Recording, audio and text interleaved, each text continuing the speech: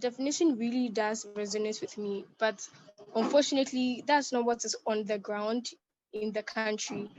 But then that also depends on people's lived experiences. But from my experience and from what I've gathered from those around me, that's not what we really experience on the ground, because um unemployment is a big thing in Ghana. So you have people who are just people who have their first degrees, people who have their masters, and they apply for jobs, but then they are not getting the kind of jobs that they want. So they end up having to settle with jobs that do not have that the decency we are talking about, but they just have to settle because they do want to be able to make money, even though the money is not up to the standard of the qualifications they have. We have such a large youth population who are unemployed, but there are many people in the Ghanaian population who cannot relate to this definition of work. This is as a result of a number of reasons. For one, I would say that there are some people who aren't even aware of what the terms of a decent work should be. So in such conditions, they are in situations or in jobs that do not even provide them with all these safety nets like equality or dignity or fair income. Secondly, I would say that the population or the number of people who are looking for jobs in comparison to the jobs that are actually available compel people to settle for jobs that I would say aren't decent, in the sense that they don't provide them a fair income. They don't give people any kind of safety or social security. They don't even come with dignity. Some of them are even hazardous jobs that people settle for because of the conditions around, because of the unemployment. Decent jobs mean different things to a lot more people than it means different things to different people. However, the challenge of finding a job and hunting for that job means that people mostly settle for income, whether or not it's decent or not, regardless of what they have to give up. But as a person, I think I would want to have a job that my contributions are respected and in a manner that they give me decent income, they give me personal development resources, and I could get the fulfillment from knowing that I do a work that is giving back to the economy or giving back to the country or people in one way or the other. I was reading about labor protection laws that are supposed to guide people who work as Ghanaians. Now, there were a few that struck me. That was, in particular, there was one that's supposed to protect people with disabilities. Now, I know that in certain formal settings, these laws actually, they're enforced and they work, how there's compensation for people with disabilities and provision just to make their work and life easier. But then I was trying to relate this to the informal sector, thinking about a young entrepreneur, somebody who is maybe producing a good or trying to render a service with a disability. Now, there are laws in place that are meant to protect these people, but because of the informal nature of their jobs, these kind of jobs are not regulated. So such people don't even come under the protection of government regulations like labor laws that are meant to protect such people. When we think about basic things like maternity leaves, even leaves that workers are supposed to have, people under the informal sector, a lot of them don't even get to enjoy these things that are supposed to be rights. For them, it's like a privilege being able to take time off and have a leave, maybe as a mother to raise a child, or even as a disabled person, the kind of provision that will be made for you if you had a job that was formal and regulated. So I would say that to some extent, decent jobs, I wouldn't say it's not possible under the informal sector, but then a lot of it has to do with government regulations, which do not really apply to the informal sector. So to some extent, I would say that we can't exactly say that there's complete decency of jobs in the informal sector. There's a huge gap. When you talk about decent work in the informal sector, yes, I agree with her. It is possible, but we're in a country where the informal sector is unregulated, even though it contributes. It actually contributes more to development in the country, according to statistics, which I don't have the total percentage right now. So it makes it difficult for you to have a decent work in that particular sector, because when you talk about decent work, it has a lot of components. Talk about the human rights of the worker, talk about the income they make, talk about the contributions they actually make in different sectors as well. So it makes it difficult for it to be decent, especially when the sector is unregulated, when much attention is not given to it by government, or when much structures are not put in place to ensure the safety of the employees or the safety of the employers. I believe that decent jobs can be achieved anywhere, whether formal or informal. Usually depends on the authority head of that organization. But then one thing I realized was a lot of the formal places, they are only decent in word. Like when you're outside of the organization, you would be made to believe that they are decent, they respect the rights and privileges that they have to give to their workers. But then once you go into the organization, you end up seeing something different. But then for places that I believe usually have a decent work experience, is usually for organizations that work with international bodies. So you find that those ones, because of the influence from the outside world, they end up following ILO's rules and regulations. But then when it comes to local in-house formal organizations, they really don't believe in decent work. And I'm saying this from a personal point of Yes, view. I think that it is possible, except that enforcing decency in the informal sector is going to be very difficult when you're considering most African countries like Ghana, Nigeria, or etc.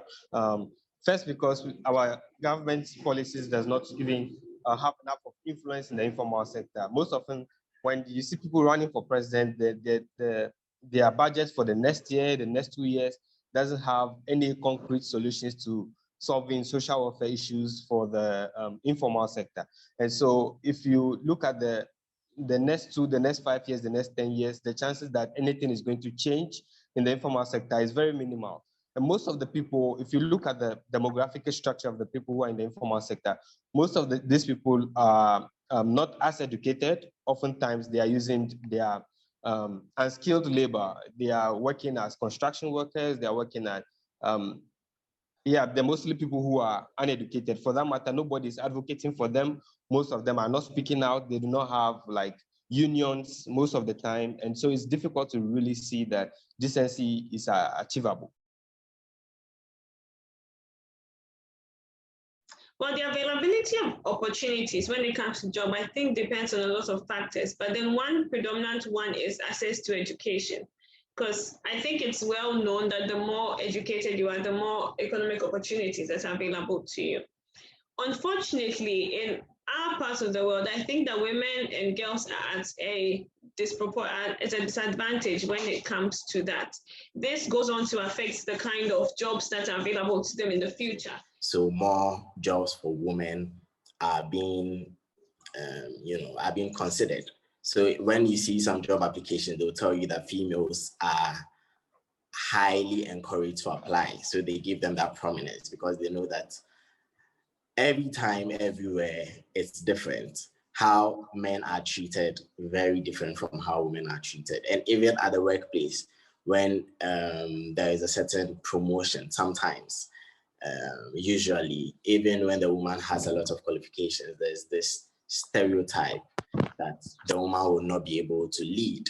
So they would rather a man be in that position. I can't specifically say that it's static, because a lot of work has been done over the years, and I can see that you have women who are contributing so much in the agricultural sector. You have women who are contributing in the medical sector, engineering sector, information, technological sector, and a lot of sectors actually. Just that we don't have 100% representation of women in those sectors, because a lot of activists or organizations are actually coming out to champion the role of women in development. Hence, such opportunities are created for women to also thrive in those sectors, and also to deal with the perception that the woman's place is the kitchen, or the woman has no role or knowledge about occupying such positions. So for me, I can't specifically state that, okay, you just have women in this particular sector and that ends it. I think it's spread across, just that the percentage may not be higher compared to men who are actually dominating in various sectors. But I can say that yes, the agricultural sector is one of the major places that you have women doing so well, but it's actually not kind of documented because, as I mentioned, those sectors are quite unregulated. So, But when you talk about the informal sector, however, men tend to be having the greater share of decency than women, because most of the women, it's about survival. It's about finding something that could help you take care of your kid. And so in the informal sector, decent jobs might mean different things to both genders, where I feel that men may have access to more decency in the informal sector than women. The COVID-19 situation has, I would say, worsened things for a lot of employees in Ghana, especially when it comes to the risk and exposure that they have in regards to the virus. prior to COVID, even women still struggled in our informal sector because most of them kind of experienced various forms of one way or the other abuse. Most of them didn't get what they deserved. You can talk about different forms of sexual harassment that they may go through. You can talk about the kind of let me say the salaries they are giving are not up to, or it doesn't match the the work that they produce by the end of every month. Is the authorities involved that has to ensure that the various organizations are actually making the workspace livable for their employees. So, for instance, during COVID, I think Coca-Cola Ghana had to lay off some of their workers, but then the way and manner in which they went about laying off their workers wasn't right. So the employees sent their grievances to the Ministry of Employment and Labor Relations, and then they had to step in and speak to Coca-Cola Ghana, tell them the right procedures involved before they can lay off that huge number of workers. So I believe, just as Dijo said, it's about the authority that is in charge of making sure that organizations treat their workers well and that there's decency in that workspace. But then in the informal sector, they don't have a central head that they can go to when issues like this come up. There's no structure there. So how to make jobs decent in Ghana? I think it's about education, educating the employers, educating the employees on their rights so that they know the right channels to air their grievances whenever their employer doesn't follow the right procedures. It boils down to even understanding that it's a person, because sometimes you get people who are over abusing people just because they need a job, just because unemployment is on the rise. So you get someone working from Monday to Sunday from 8 a.m. to probably 7 p.m. and they are being paid about less than $100. And why is that? Because they think, oh, he needs a job or he doesn't need a job. So the first step is to see that, okay, this person is also a human being. How would you feel if it was your brother or sister? And how would you want them to be treated?